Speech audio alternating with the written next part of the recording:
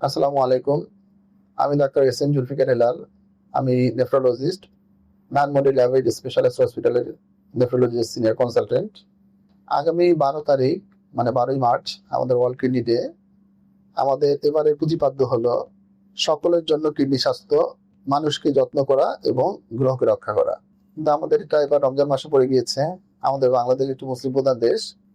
Almost সব মুসলিমরাই চেষ্টা করেন রমজান মাসে রোজা রাখার জন্য, কিন্তু কিডনি রোগ একটি জটিল রোগ এবং একটা দীর্ঘস্থায়ী রোগ।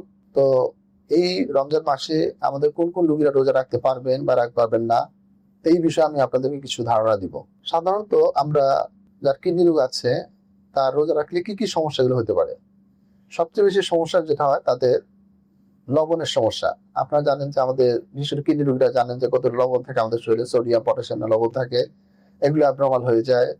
এবং অনেক সময় সারাদিন রোজা রাখার ফলে দেখা যায় যে তাদের কিডনির ফাংশনটা একটু আরো খারাপ হয়ে যেতে পারে। তবে হবেই যে তা না, হতে পারে আর কি। এবং আমাদের জানেন যে ম্যাক্সিমাম কিডনি রোগীদের ডায়াবেটিস থাকে। আর এই ডায়াবেটিস রোগীদের যে সমস্যাটা হয় রোজা রাখলে, তাদের হাইপোগ্লাইসিমিয়া মানে ব্লাড সুগার কমে যেতে পারে অথবা বেড়ে যেতে পারে, হাইপারগ্লাইসিমিয়া হতে পারে, অনেক সময় ডায়াবেটিক কিটোসিডোসিসের মতো সমস্যা হয়ে যেতে পারে। তো রমজান মাসে যখন আমাদের রোগীরা আমাদের কাছে আসে তখন আমরা তাদের জিএফআর নামে বা ইজিএফআর নামে একটা পরীক্ষা করে দেখি তারা কোন স্টেজে আসে। কারণ আমরা এই স্টেজ ভাগ করে আমরা একটা গ্রুপে ভাগ করি। একটি হলো ভেরি হাই রিস্ক গ্রুপ, একটা হলো হাই রিস্ক গ্রুপ, আর একটা low to moderate risk group. তো যারা অ্যাডভান্স স্টেজের কিডনি রোগী, যেমন ধরে যে তারা স্টেজ সি কিডনি স্টেজ 4 এবং 5 অথবা ডায়ালিসিস নেন, অথবা তাই একটা কিডনি রোগী তার প্রেগনেন্ট পেশেন্ট, অথবা তাদের কিডনি রোগী তার সাথে হার্টের সমস্যা আছে, এই সমস্যাগুলো যাদের থাকবে তাদেরকে আমরা ভেরি হাই রিস্ক গ্রুপ বলবো। এবং এই রিস্কের রোগীগুলোকে আমরা সরাসরি বলি যে আপনাদের জন্য রোজা রাখাটা জরুরি না বা রোজা রাখা উচিত না আপনার জন্য। আর যদি ধরেন যে পেশেন্টটা ডায়ালিসিস নেয়, তার ক্ষেত্রে রোজা রাখাটা খুবই রিস্কি। আর সেটা তার পেরিটোনিয়াল ডায়ালিসিস হোক অথবা হিমোডায়ালিসিস হোক। এরপরে আসেন যে মডারেট রিস্ক গ্রুপ কারা, বা আমরা যে প্রথমটা হলো ভেরি হাই রিস্ক গ্রুপ, এটা হলো যে high risk group. High risk গ্রুপের মধ্যে CKD stage 1 to stage 3 patient, মানে যাদের ইজিএফআর 60 পর্যন্ত আছে এবং তার সাথে তার যদি কিডনি ফাংশন আনস্টেবল হয়, যেমন তার লবণের সমস্যা আছে, হার্টের সমস্যা আছে, এগুলো থাকে যখন, এটাকে আমরা বলি আনস্টেবল গ্রুপ। এবং এই ধরনের পেশেন্টের ক্ষেত্রে আমরা বলি আপনারা রোজা রাখা উচিত না এবং কতগুলো সতর্কতা অবলম্বন করতে হবে। আর যারা low to moderate risk group, এটা হচ্ছে সিকিডনি স্টেজ 1 টু 3 এবং তার সাথে পেশেন্টের স্টেবল রেনাল ফাংশন আছে, এই ধরনের পেশেন্টকে আমরা লো রিস্ক গ্রুপ বলি। এবং এই লো রিস্ক গ্রুপের পেশেন্টরা রোজা রাখতে পারবেন, কিন্তু অবশ্যই ডাক্তারের পরামর্শ নিতে হবে। এখন আমরা দেখি যে যারা ডায়ালিসিসের রোগী আছে তারা আমার কাছে আসে বলেন যে স্যার আমি রোজা রাখতে পারবো কিনা। এখানে আমি প্রথমে বলছি যে যারা হাই রিস্ক গ্রুপ, এরা ভেরি হাই রিস্ক গ্রুপ, এরা রোজা রাখা উচিত না। যদি রোজা রাখা নিজ দায়িত্বে রাখবেন, বিশেষ করে ডায়ালিসিসের রোগীরা যদি রোজা রাখতে চান অবশ্যই ডায়ালিসিস দিন না, নন ডায়ালিসিস দিন আপনি রোজা রাখতে পারবেন। আর যারা পেরিটোনিয়াল ডায়ালিসিস নেন, পেটের ডায়ালিসিস নেন, এদের ক্ষেত্রে হলো যে আপনারা জানেন যে পেরিটোনিয়াল ডায়ালিসিস রোগীদের পানি বারবার এক্সচেঞ্জ করতে হয়।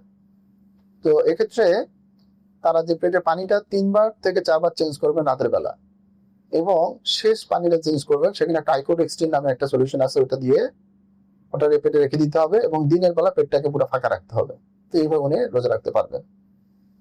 কিন্তু যদি পেশেন্টের যে কিডনি ফাংশন কিছুটা থাকে, মানে আমরা যেটাকে রেসিডুয়াল রেনাল ফাংশন বলি, যদি একটু প্রেজেন্ট থাকে বা ভালো থাকে, সেক্ষেত্রে বলি যে আপনারা যে ডায়ালিসিসটাকে একটু বন্ধ রাখতে পারেন কিছুদিনের জন্য, কিন্তু এটা খুবই রিস্কি।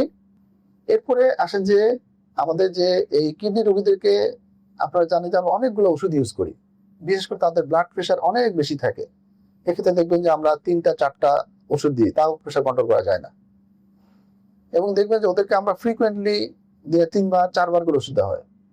তো সমস্যা হয় কি, যখন রোজা রাখতে যায় তখন এই প্রেশার ওষুধ মিস হয়ে যেতে পারে।